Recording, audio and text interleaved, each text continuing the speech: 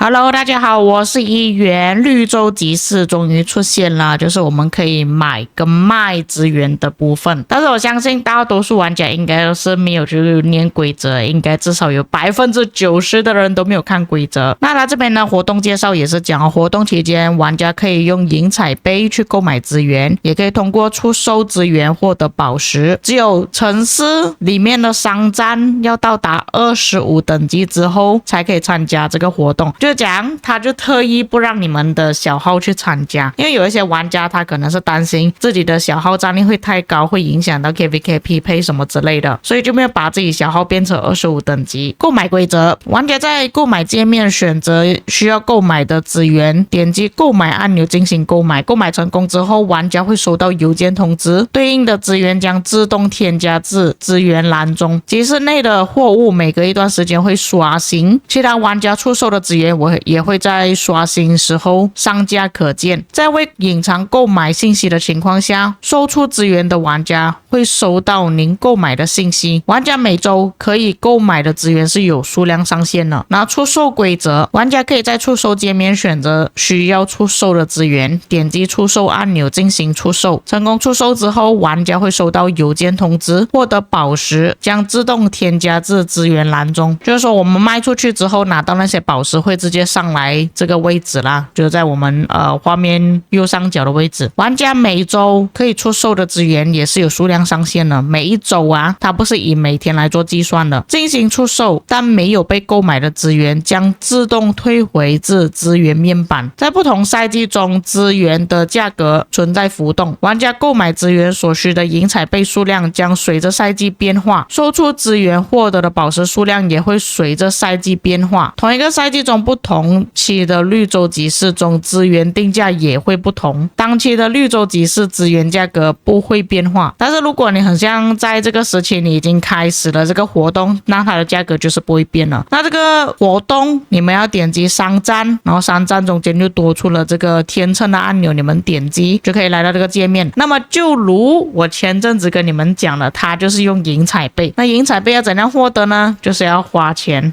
这个就是大家忽略掉的地方啊。你们可能会觉得说，哦，是不是我可以用宝石去购买啊？是不是我卖掉资源之后就可以拿掉卖掉资源的那个钱来购买资源啊？并不是的，哇，你们想错了。那我看一下它的价格好了。那假设说我要买一个，就需要用到40个。那40个银彩贝的话，这边算不到40个，我们算200个吧。看它最多200个是可以用到多少？200个的话就相当于我购买了5000万的资源200个，然后它的价格是4.2块马币。其实算起来也不算太贵耶，蛮便宜的。而且它是第一次首充就给你多200嘛，就是说你可以买到400个。如果你用了4.2块马币啦，然后你就可以直接买到1亿的资源。当然这个是算食物跟木材啦，如果是石料跟金币的话，价格又会有一点不一样啦，它的数量会不一样，因为他们会拿的比较少一点。金币的话就比较贵一点了。OK， 那么我们这边做一个小小的计算啦。首先就是哪个礼包会比较值得，其实很简单了，越贵的就越值得。当然有些游戏不一样啦，至少我之前玩过帝国时代的时候，它反而是越贵的礼包，它里面的价格就会越贵。但是在这个活动中，如果你们要买的比较便宜比较值得的话，你就买最贵那个价格就可以了，其他的价格会有一点点浮动啦，但是差其实也没有差很远啦。你们可以看这边的比较差多远，是它最便宜跟最贵那个价格会差的比较远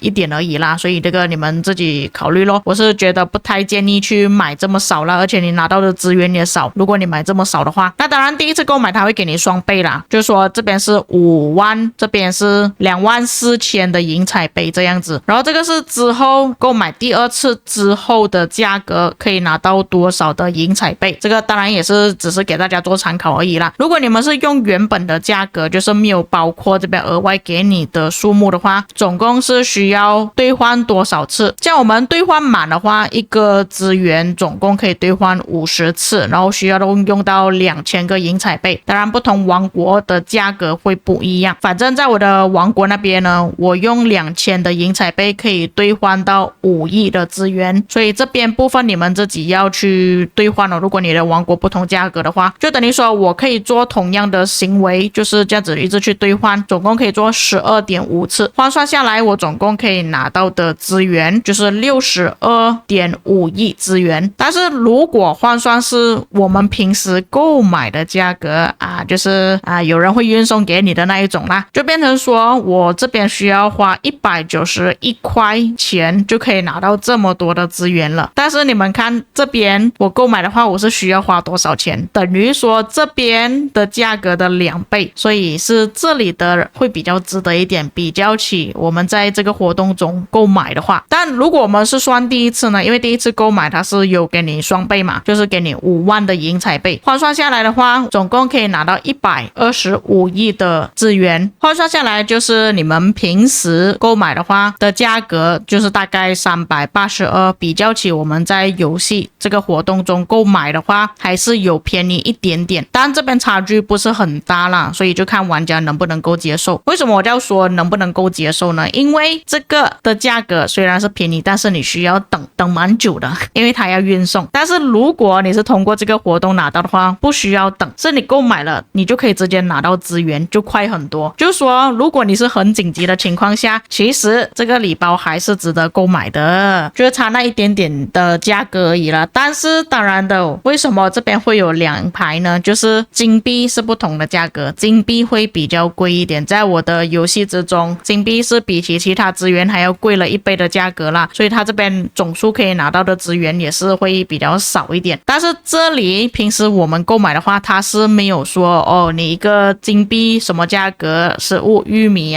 木材什么另外的价格，没有这样子计算它是算总数，你拿多少它就给你一个价格这样子。所以如果你们只是通过这个活动单纯拿到金币而已的话，那肯定是不值得的，肯定还是这个会比较值得一点。所以我这个列表是给大家做参考它的计算公式当然你们可以自己做一个啦，不同王国可能不一样，你们要自己改。刚刚在规则里面有讲过了，你能卖出去的价格跟你要买的价格，每个王国每个不同的赛季都会有浮动。还有就是这个你们可能不同王国的价格不一样啦这个就看你们自己了。如果你的王国那边所购买的价格会比较贵的话那么你这个就要调整了，就变成说这个活动其实是值得的。但是如果你的王国那边比我这边的价格还要更便宜，那么你就直接跟他买就好了，你不要再跟这个活动买了。当然我这些计算有的没的都是那些如果肯花钱的玩家才需要用到罢了。但假设说你跟我一样是不花钱，纯属是靠你的小号这边提供无限的资源的话